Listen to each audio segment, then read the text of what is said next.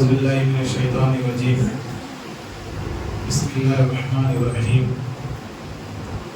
آج آپ حضرات کے سامنے حافظ صاحب نے 11 پارے کی پوری تلاوت کی ہے، اس کے بعد 12واں پارہ انہوں نے بہت بڑا پڑھا ہے۔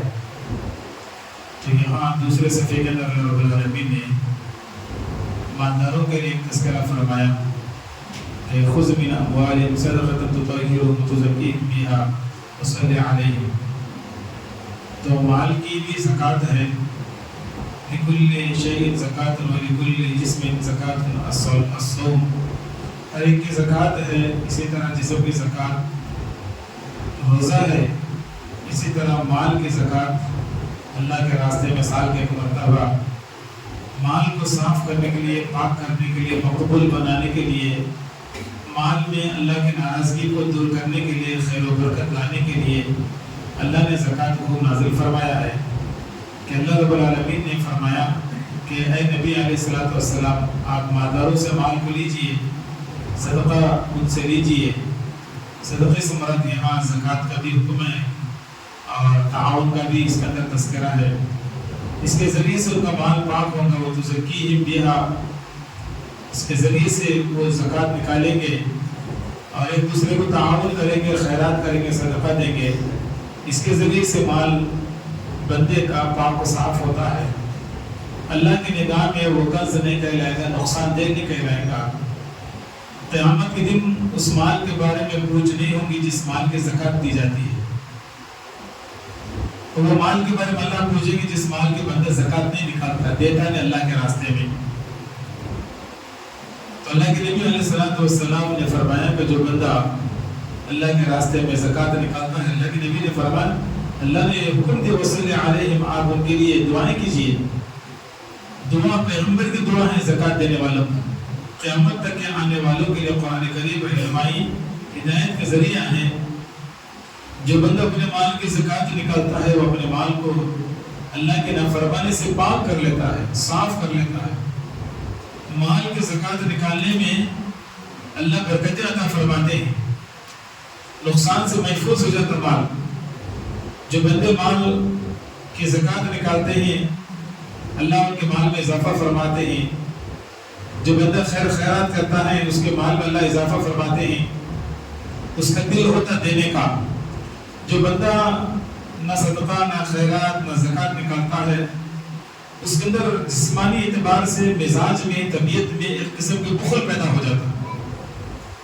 اور بخل بہت بڑی بیماری ہے۔ آدمی بخیل آدمی خود بھی نہیں کھاتا اور دوسروں کو کھلاتا بھی نہیں۔ تو یہ بہت بڑا مرض ہے، آدمی کو اس چیز سے بچنا ہے۔ اللہ نے مال و دولت سے نوازا ہے، اس کے لیے خیر خیرات کرے، اس کی زکوٰۃ نکالے۔ اس کی بہت بڑی اہمیت ہے، ورنہ اس سے پہلے بھی سورہ توبہ کے اندر بات آئی تھی، جو بندہ زکوٰۃ نہیں نکالتا اس کے لیے سنگین بہت بڑا گناہ ہے، بہت بڑا عذاب ہے آخرت میں۔ مال اس کے لیے اسدا بنے گا، ڈسے گا، اس کو تکلیف دے گا۔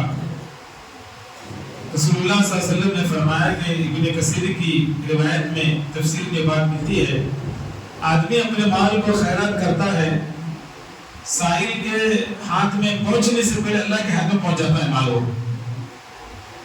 اللہ مقبول فرماتے، مقبولیت عطا فرماتے اس مال کی وجہ سے۔ وہ اللہ کے ہاتھ میں پہنچتا، اس کے بعد سائل کے ہاتھ میں پہنچتا مال۔ تو مال کو خیرات کرنا بہت بڑی برکت کی چیز، بہت بڑی فضیلت والا عمل ہے۔ بندہ اللہ کے پاس بہت بڑا مقبول بندہ بن جاتا ہے۔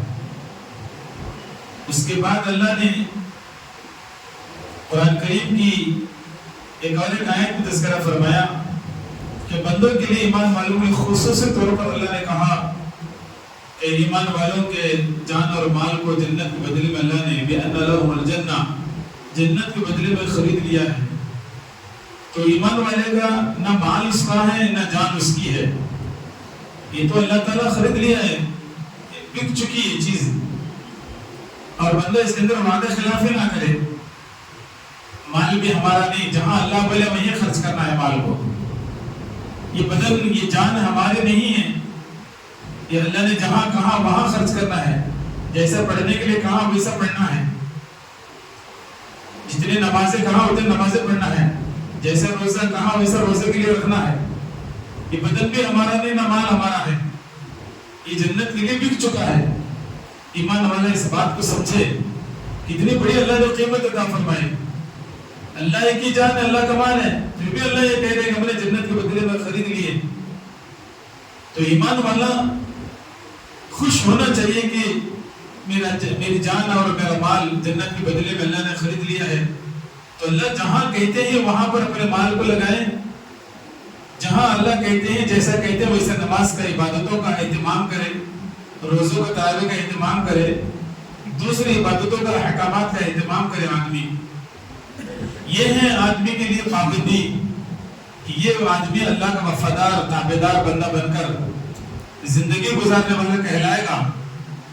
ورنہ آدمی اپنے منچاہی زندگی گزارے گا اور اپنے منچاہی اعتبار سے مال کو خرچ کرے گا, پھر وہ اللہ کا بندہ مقبول نہیں کہلائے گا. اللہ اس کی تعریف نہیں فرمائیں گے اس کی. جہاں اللہ کے حکم پر چلیں گے, جہاں نبی علیہ السلام کے حکم پر بندہ چلے گا, امتی چلے گا, تبھی اس کی زندگی اس کا مال صحیح جگہ لگے گا اور صحیح جگہ جنت ہے وہ راستہ اس کو اللہ بتا دیں گے اس کو. جو بندہ اپنے منچاہی زندگی گزارے گا, ربچاہی زندگی کو چھوڑ کر اللہ کے حکم کے فرمان کے مطابق نہیں زندگی گزارے گا, اس کے لیے تو آخرت میں بہت بڑا حشر, برا حشر ہے اس کے لیے, بہت بڑا برا حشر ہے. لیکن جو بندہ اللہ کے حکم پر, نبی صلی اللہ علیہ وسلم کے طریقے پر اپنے مال کو, جان کو خرچ کرتا ہے, بہت بڑی اس کے لیے اللہ کی طرف سے ذالک الفوز العظیم, بہت بڑی کامیابی اس کے لیے ہے. پھر آگے اللہ تعالیٰ نے اسی آیت کے آخر میں تذکرہ فرمایا ہے, بعد والی آیت میں, کہ ایمان والوں کو خوشخبری, مومن کو خوشخبری دی اللہ تعالیٰ نے. کن لوگوں کو؟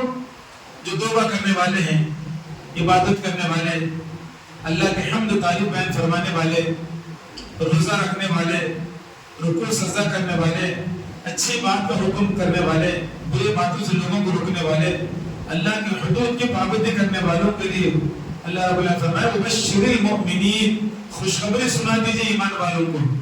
یہ تمام صفتیں بیان فرمائے ایمان والوں کے زندگی میں یہ ہونا, غلطی ہونے پر ایمان والا توبہ و استغفار کرنا, دیر نہیں کرنا. فوراً غلطی گناہ ہو گئے, نماز کا وقت ضائع ہو گیا, فوراً توبہ کرنا کہ اللہ میری نماز کا وقت مجھے چھوٹ گئی, اللہ اس غلطی کو معاف فرمائے. احساس اندر پیدا ہو جانا, کسی گناہ کے ہونے پر احساس پیدا ہو جانا, فوراً آدمی توبہ کر لینا. آدمی عبادت میں صف اول پہ ہونا, ایمان والے کی شان ہے وہ عبادت میں صف اول پہ رہے, نماز ضائع نہ ہو اس کے ذریعے سے. اور ایمان والا تیسری صفت یہ ہے کہ اللہ کے حمد تعریف بیان کرے, ہمہ وقت اس کے زبان میں اللہ کی تعریف ہو, اللہ کے حمد ہو. اٹھے بیٹھے, سوتے جاگتے, اڑتے بیٹھتے, کاروبار کرتے, مزدوری کرتے, اللہ کی تعریف بیان کرے, اللہ کی بڑائی بیان کرے.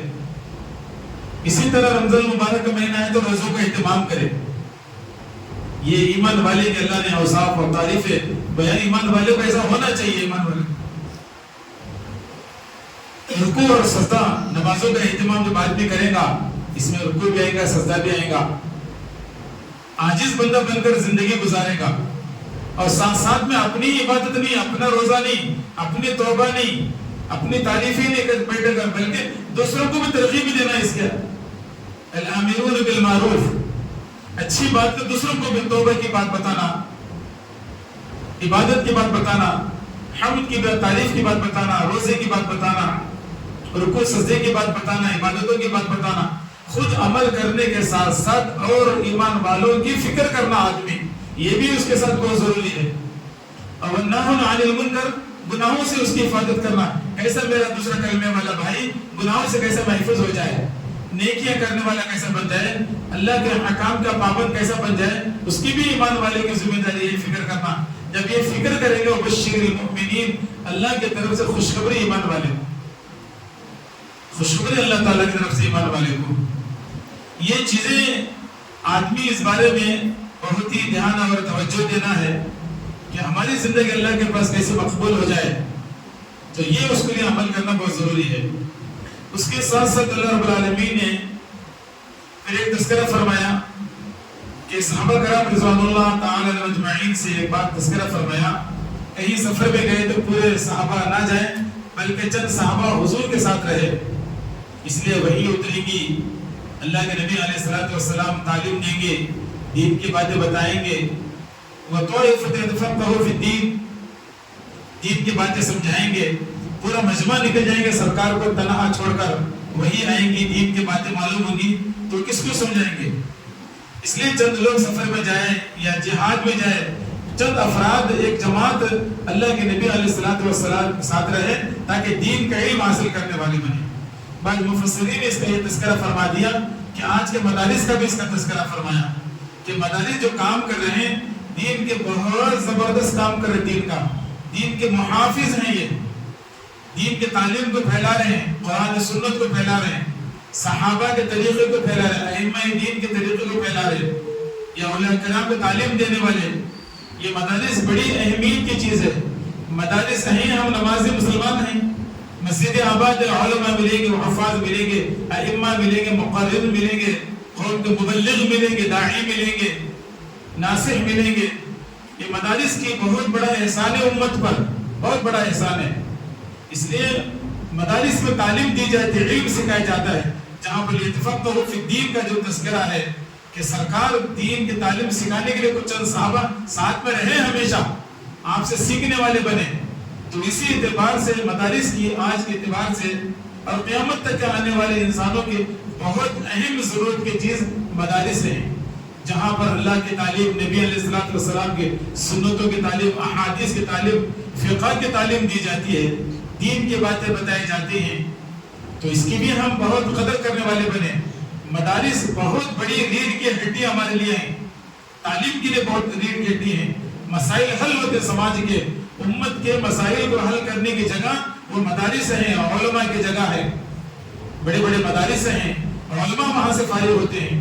تو ہماری سب سے بڑی اہم دینی ضرورت ہے مدارس بھی، ہم اس کا خیال کریں، اس کو مضبوط بنائیں، اس کا تعاون کریں، ہمارے حیثیت سے جتنا ہو سکتا ہے، مالی اعتبار سے، مشورے کے اعتبار سے، اپنے جس حیثیت سے ہو سکتا ہے، خصوصاً مدارس کا پورا خیال کرے۔ مدارس ہمارے بہت بڑے معاون ہیں، محسن ہیں، مدارس کا بہت بڑا امت پر احسان ہے۔ اس اعتبار سے ہماری بھی ذمہ داری ہوتی ہے کہ اپنے مال کا کچھ حصہ ضرور مدارس تک پہنچا دے، ان کا ضرور تعاون کرے۔